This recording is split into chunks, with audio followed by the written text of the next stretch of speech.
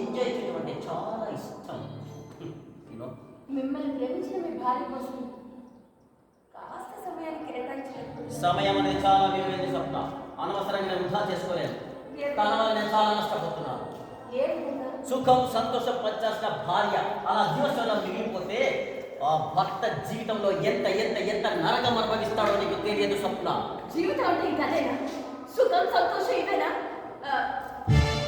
అంటే బాధ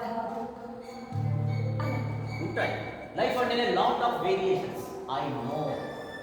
ఇన్ని తెలిసిన మీరు మీ భార్యను ఎందుకంటే నిర్లక్ష్యం చేస్తున్నారు? నా భార్యకి నేనేం లోడ్ చేయడం లేదే. తనకేం కావాలో అన్ని ఏర్పాట్లు చూసిన తర్వాతే నాకేం కావాలో చూసుకుంటున్నాను. That's it.